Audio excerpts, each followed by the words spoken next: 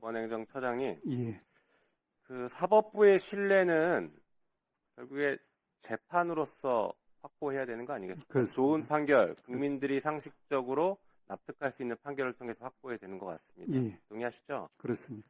사법부의 신뢰를 깨는 것은 반대로 국민의 눈높이에 맞지 않는 엉뚱한 판결, 이상한 판결, 소위 말하는 사회생활 잘 모르는 법조인들이 자기들만의 세상에 빠진 판결, 이런 것들이 사실 사법부의 신뢰를 깨트리는 것 같습니다. 게다가 사법부의 구성원들이 비리를 저질렀다라고 하면 사법부의 신뢰는 바닥으로 떨어질 것 같아요. 그렇습니까? 예, 그런 일이 있어서는 안 됩니다. 안 되죠? 자, 수술하는 의사의 손은 깨끗해야 됩니다.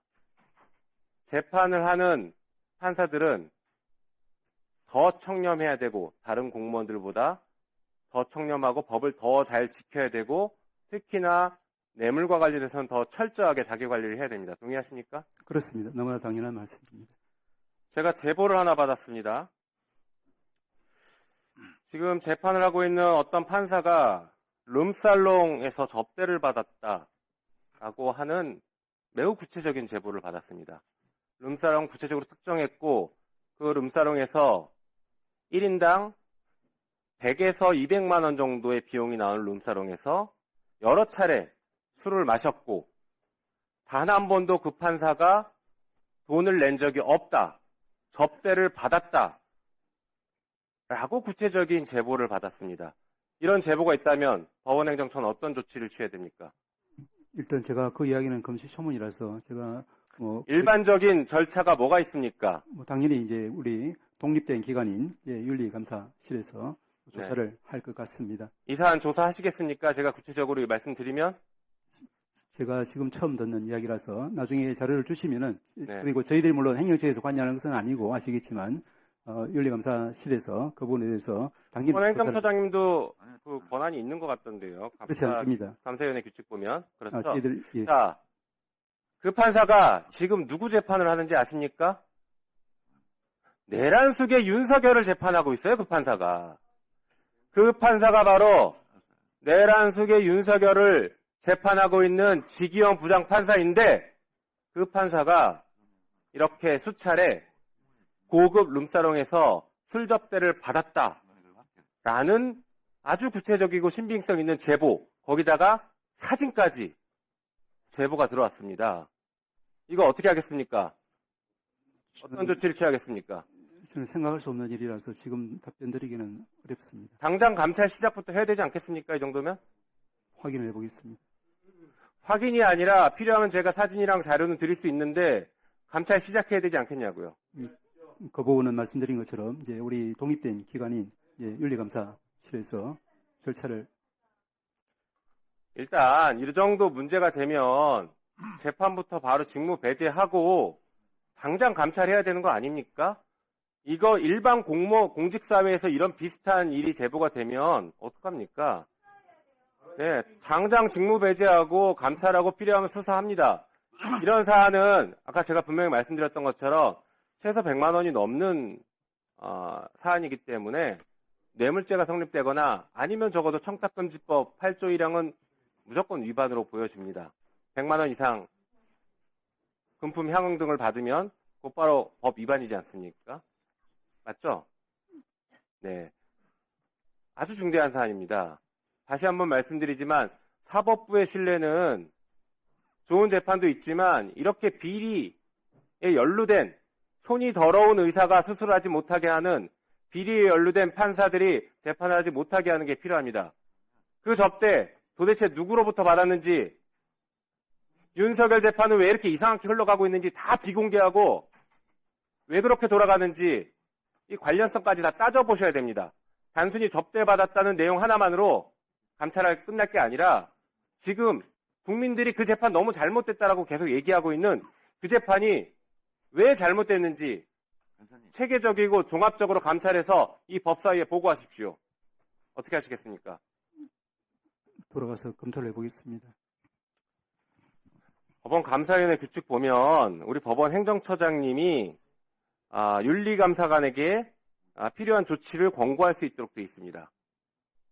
2조 1항에 이렇게 있습니다. 이렇게 하시겠습니까? 돌아가서 사안을 좀 확인해보고 검토를 해보겠습니다.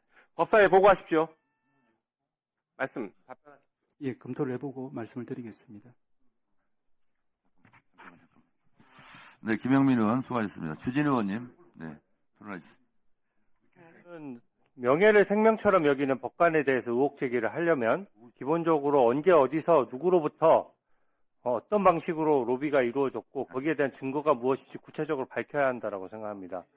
아까 그 제보를 아까 김영민 의원께서, 정연한 김영민 의원께서 말씀할 때 상대 당 의원이 명예를 생명처럼 여기는 법관의 의혹 제기는 기본적으로 언제 어디서 누구로부터 어떤 방식으로 로비를 받았다는 것인지 증거가 뭔지 밝혀야 한다 이렇게 얘기를 했거든요. 저는 요즘 사법부가 정치 한가운데 개입하고 대법원이 그래서 위상이 말도 없이 떨어지고 그다음에 법원 전체에 대한 어떤 신뢰가 무너지는 상황이 굉장히 안타깝습니다. 개인적으로 안타깝게 생각해요. 그래서 지기현 판사에 대해서도 그런 의혹 제기가 있으면 사법부에서 알아서 잘 감찰하겠거니 이렇게 생각하고 있는데 상대당 의원이 그런 식으로 얘기하면 저희들도 얘기를 더 할 수밖에 없겠죠. 왜냐하면 그렇게 얘기하면 국민들이 그럴 수 있겠네 이렇게 오해할 수 있으니까요.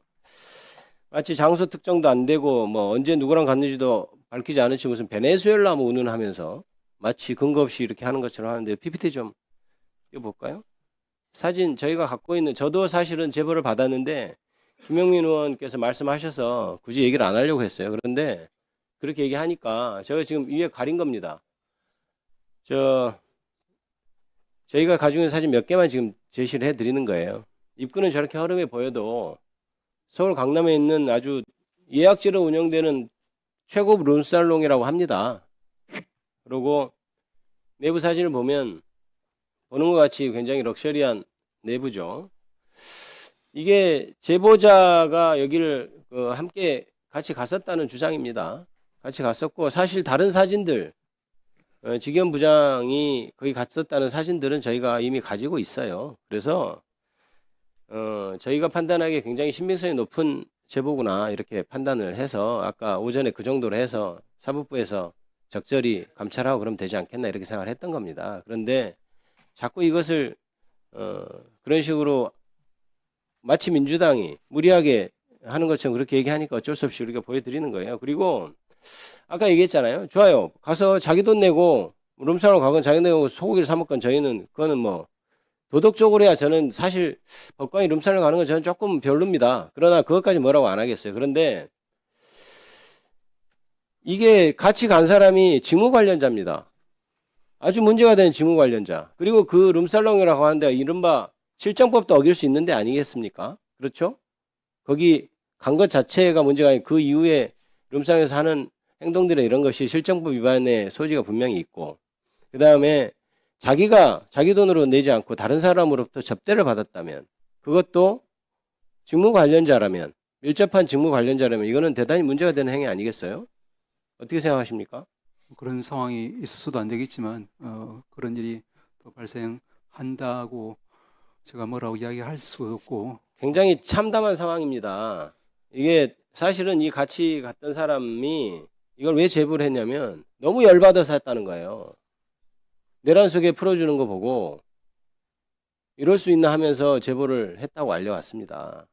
그래서 제가 보기 그리고 그때 일시 같은 것도 제보된 사진에 의하면 특정이 저는 된다고 봐요. 그래서 이거는 사법부가 자정기능이 있는지를 한번 살펴볼 문제라고 생각합니다. 그래서 행정처장님도 돌아가시면 본인 직무가 아니라 할지라도 대법원의 아주 사법부의 큰 일이고 하니 잘 살펴서 자정작용이 제대로 일어날 수 있도록 하십시오. 안 그러면 저희가 더 추가로 더 국민들 눈살 찌푸리게 하는 사진이나 이런 걸 공개할 수밖에 없는 거 아니겠습니까? 예, 살펴보도록 예, 하겠습니다. 꼭 잘 살펴보시기 바랍니다.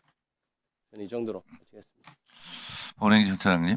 예, 아까 오전에 대법원장의 취재원 제보 영상에 대해서는 하늘이 두 쪽 나도 그런 일이 없다고 말씀하셨죠? 그렇습니다. 지기현 판사가 룸사롱 간 것도 하늘이 두 쪽 나도 그런 일이 있을 수 없습니까? 제가 우리 대법원장님께 대해서 말씀드린 것은 오전에도 말씀드린 것처럼 지금 지기현 판사 묻고 있습니다. 지기현 룸사롱 간 거. 사실이라면.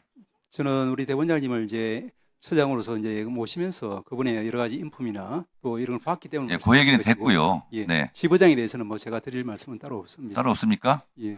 자, 만약에 지기현 부장 판사가 이렇게 판사로서 품위를 손상하고 부적절한 행동을 했다면 지기현 판사 룸사롱 가지 마시오 이렇게 말을 법원 행정처에서 할 수 있습니까? 없습니까? 그런 이야기할 정도가 아니라 윤리감사실 등 적절한 조치가 이루어질 것으로 그렇습니다. 맞습니다. 이런 품위 손상, 이런 부적절한 행동을 하지 마라 하는 것은 법원 행정처에서 할 수가 있잖아요. 이것이 판결 개입은 아니죠. 그렇습니다. 그러면 이것은 일단 조사해야 되지 않겠습니까? 아까 우리 김 위원님 말씀 주신 것처럼 돌아가서 잘 살펴보도록 하겠습니다. 돌아가시기 전에 우리 의원들이 갖고 있는 지금 공개하지 않은 정보도 있을 수 있으니 그 정보를 받아서 이거는 즉각 감찰하고 필요하다면 징계 조치해야 되지 않습니까? 예, 여러 자료를 다 살펴보도록 하겠습니다. 만약에 그것이 사실로 밝혀져서 이렇게 부적절한 위법한 행동을 한 지기현 판사라면 윤석열 재판을 계속 할 수 있겠습니까? 지금 이것이 이제 담당 법관에게는 너무나 중요한 결과일 수 있기 때문에 제가 가정적인 상황에서 또 확인도 안 된 상황에서 더 이상 답변을 드리기는 좀 어려운 상황인 걸 양해해 주시기 더 이상 답변하기는 어렵지만 이 정도 되면 감찰, 윤리, 징계 이런 것은 해야 되지 않습니까? 이상권 간사님, 그거는 지금 천대호 처장 도와주는 게 아닙니다. 이런 경우는 벌써 사진이 나갔어요. 그러면 국민들이 다 봤어요. 그랬을 때 법원이 어떻게 조치하느냐 이것도 굉장히 중요한 겁니다. 그래서 지금 동시에 그 입장이 나가야 돼요. 그래서 제가 여쭤보는 겁니다. 도와주는 차원이에요. 자, 행정처장님. 예, 잘 살펴보도록 하겠습니다. 이것이 사실이면 어쨌든 조사하고 감찰하고 뭐 윤리 넘겨서 뭐 징계 같은 것도 할 사안이다 이렇게 생각하시는 거죠?